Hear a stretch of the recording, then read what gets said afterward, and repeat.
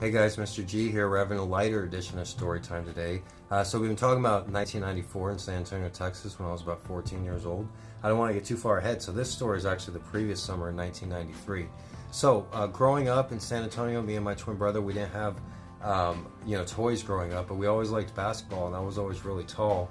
And one thing that we did, we always watched the San Antonio Spurs basketball games, and we were really big Spurs fans. And San Antonio, it's actually one of the smallest NBA market communities, so it's kind of like a small town where we got to meet a lot of the NBA players. We got to meet David Robinson, Tim Duncan.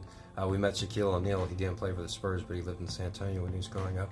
And we met Willie Anderson. Avery Johnson was my mom's favorite player, and at a basketball event, he told me I had a nice shot. Sean Elliott, the former All-Star, had a pet store that was right in our neighborhood, so we went there a lot too. But this player on the screen here, this is Antoine Carr, and Antoine Carr wasn't actually a starter for most of his career. He was a first off the bench player, but he was a good player.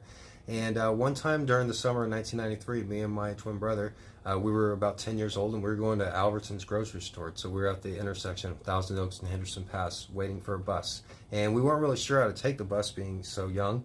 And it was on a Sunday, so we weren't even sure the buses were running. So we were sitting there at the bus stop, and we're like, oh, maybe we should just ask a car, because we were just going a short trip down the street. And we're like, they're all going out of the same direction that we're heading anyways, let's just ask somebody. And so this brand new white truck pulls up, and the windows are down, and I pulled it down. I'm like, sir, are you going to Albertsons? Me and my brother, we just want to ride to Albertsons. We've been waiting for the bus, and he hasn't come.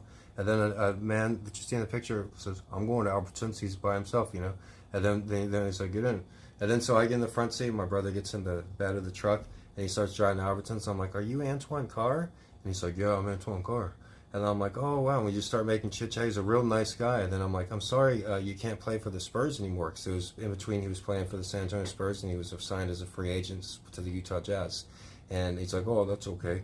And, then he dropped us off. And he's like, you boys, you don't need to be sitting on a street corner asking people for rides. It's very dangerous. You're lucky that I picked you up and not somebody else, He actually really was a decent guy, and he was right. And because you don't want two 10-year-olds on the street corner asking strangers for rides. But he would go on to play for the Utah Jazz, and he would actually be on the court for Michael Jordan, the best basketball player of all time's very last shot.